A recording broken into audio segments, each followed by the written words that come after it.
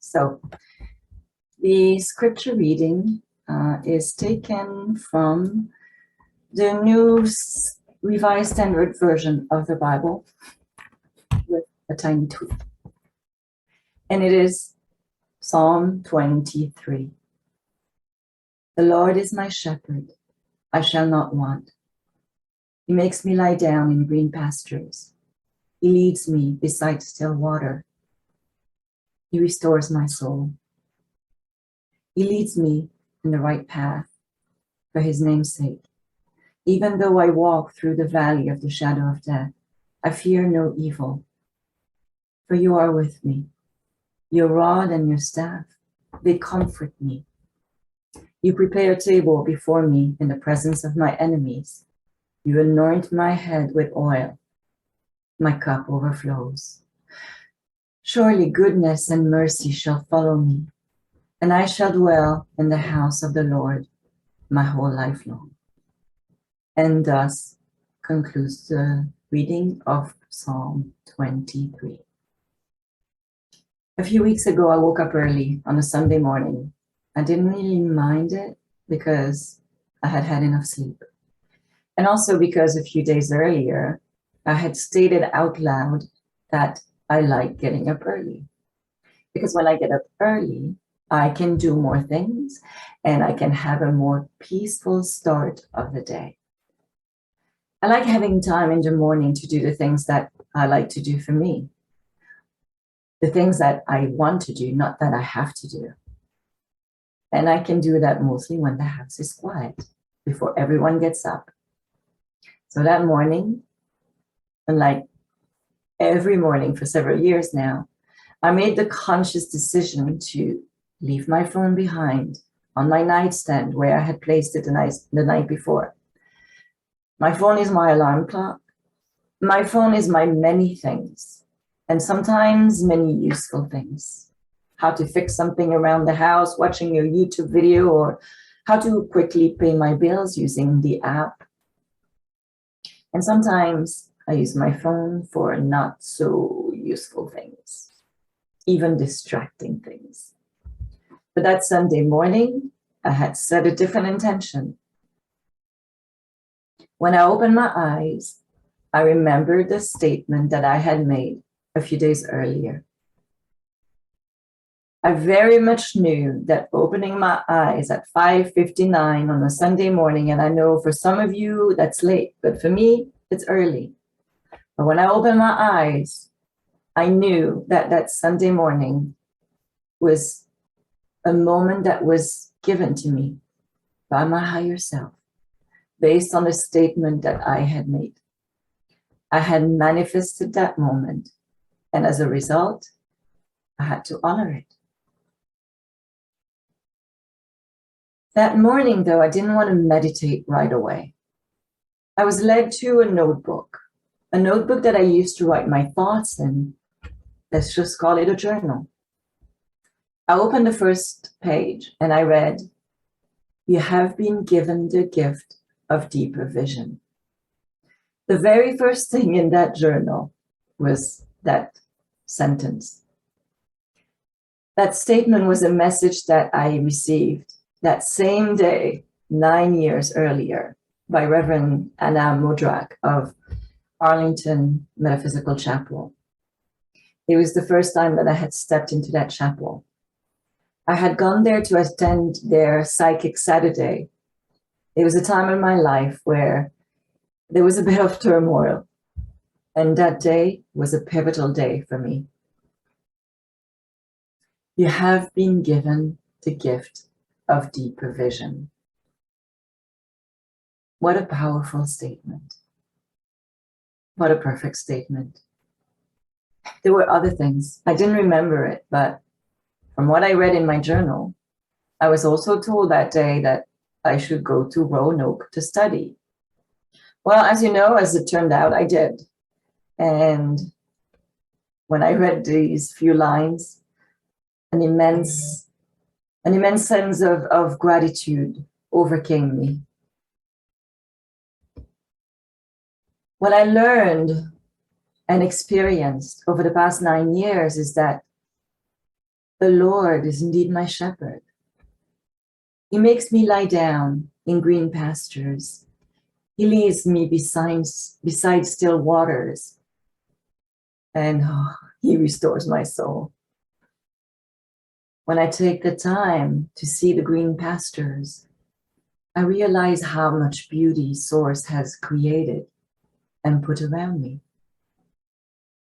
or rather put me in.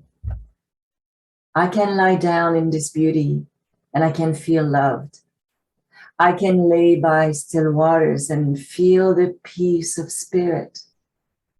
I can hear its voice and I know that all is well.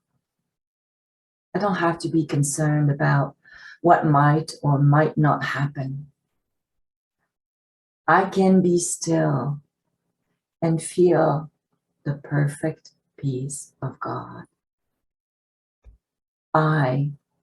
You and I can listen to the voice within while we meditate. We can have our soul restored by the love and the peace of God. In meditation, we can vacate our being, our head. We can leave those thoughts of the world. We can lower the voice of the ego. And as we do that repeatedly and regularly, we tame the noise and we listen to the voice within.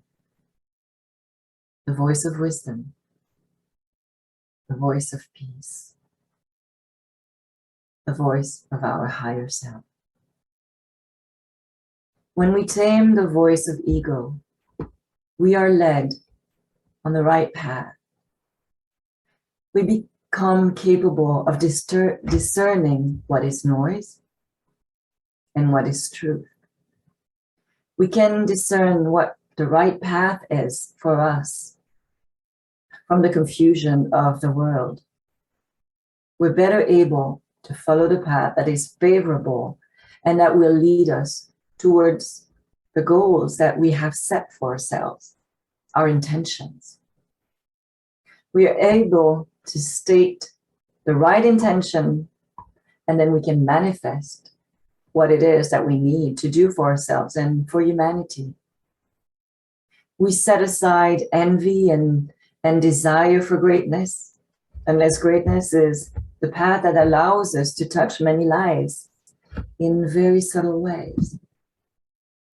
And then every day, with the energy that we choose to project, we make choices that lead us to touch the lives of those around us. It's a choice that we make. Every day, God gives us the opportunity to choose the best path for us.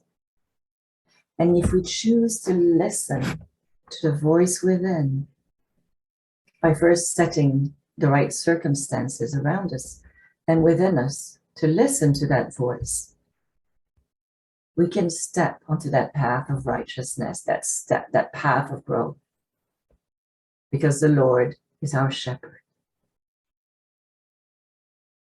We all walk through the valley of the shadow of death. Taking literally, that valley is the challenge that we face and that hurt us and could kill us. But think about it. It's the valley that allows us to grow, the challenges. The valley of the shadow of death is also the valley of the death of the ego, the death of the old self that allows us to shed all those old habits, all those thoughts, and all those actions that are not productive. We need to shed them to grow. We need not fear evil, because the Lord is always there. Evil can be seen as, again, the challenges that others put on our path. Evil is also the wrong thoughts, the thoughts that do not represent truth. Yes, the challenge can be painful. And our perfect imperfections, as John Legend calls them, they're also what makes us unique. They are from a source of untruth. When we are in the thick of it, we're not always able to see the big picture because we're busy dealing with our problems. Sometimes the valley is deep and the mountain is high, but ain't no mountain high enough. Ain't no valley low enough. Ain't no river wide enough to keep me from getting to you, Lord. When we go through life's challenges, we live in our head. And this is somehow how we have been designed through the process of evolution, fight or flight. And through this evolution, our brain has been wired for fight or flight. Our brain somehow is also being wired by the world around us to compare ourselves with others. Why does this person have more money than me? How come this person has a $35 million yacht and I don't? Why are they healthier than me? We each have our own path and our own life to live. We each have different sets of circumstances and different challenges because we're here to experience our own life. We're also here to enjoy life, no matter the circumstances. We're here to see the silver lining and to be grateful for what we have. When we are in the valley of the shadow of death, we're able to put our attention on the good things also, the good things that life has given us, and the good things that we still have. The love and the beauty that we share with the world, and the peace and the healing that we share with others. We can grow and be more at peace. We walk onto the other side of the valley, regardless of the circumstances. Walking onto the other side of the valley could mean a resolution to a problem, but it could also mean an acceptance of our situation, and most often that is what it is. First, it's acceptance, and then healing. Here I am, Lord. Gratitude is a big part of the healing process.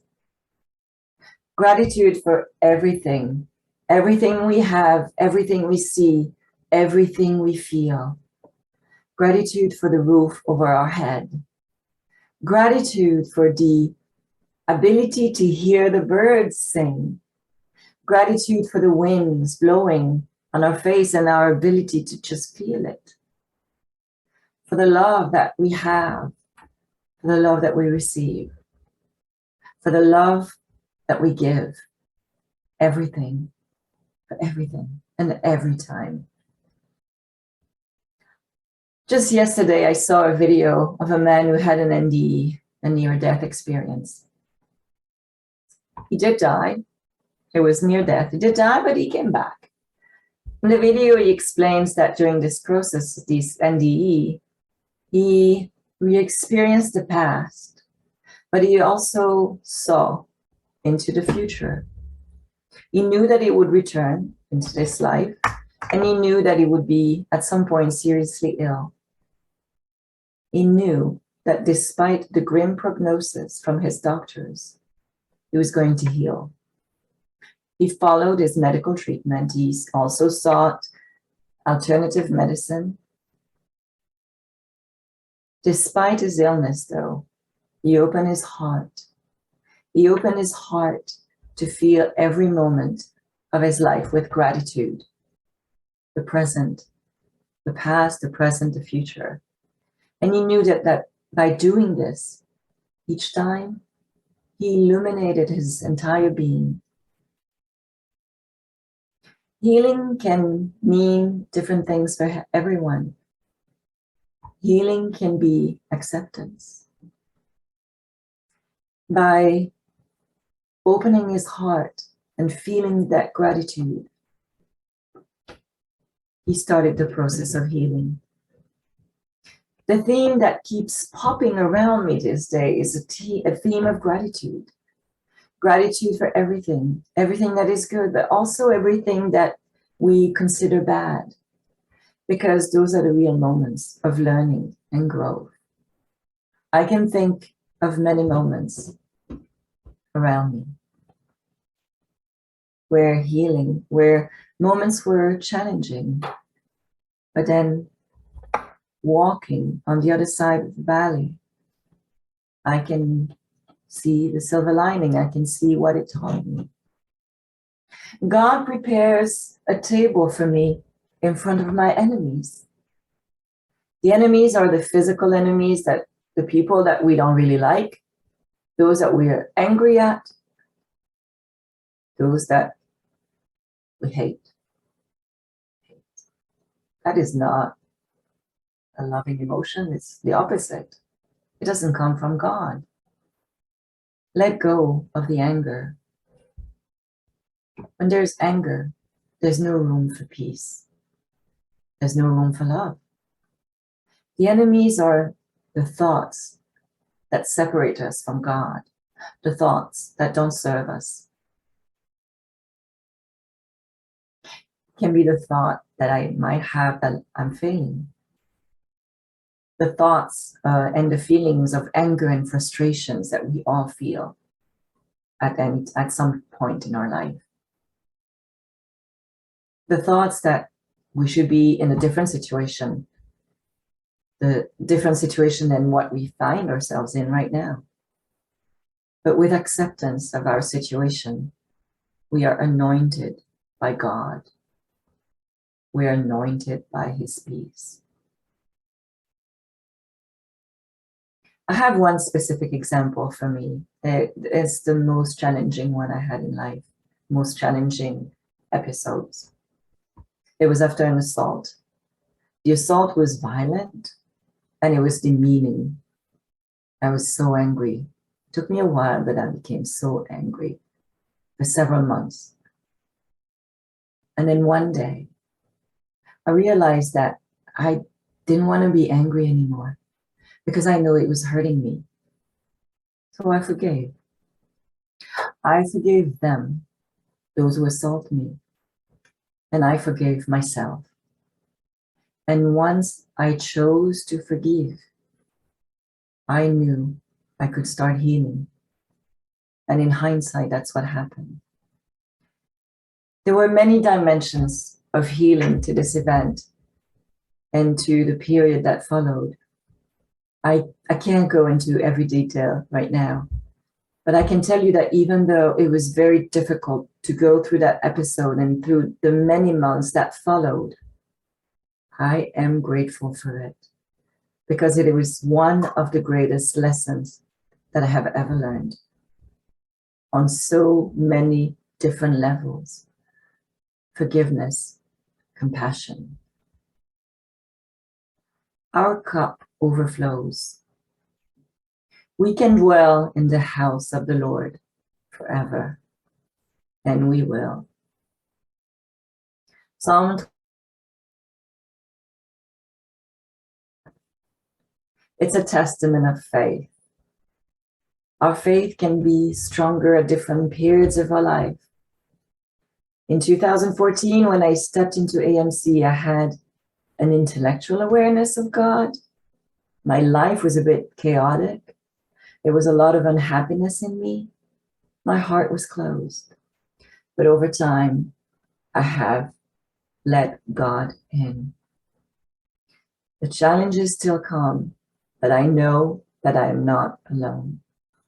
I know that I will always walk to the other side of the valley when I have done the work, when I have released the old thoughts that don't serve me. It's not done overnight, but I know that it always gets done at some point.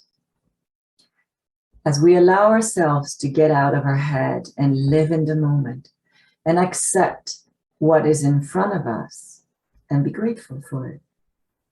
We can free ourselves from the things and the thoughts that don't serve us. We can feel the love that we have within, that spark of love. And then we can thank the Lord for what He has given me and you.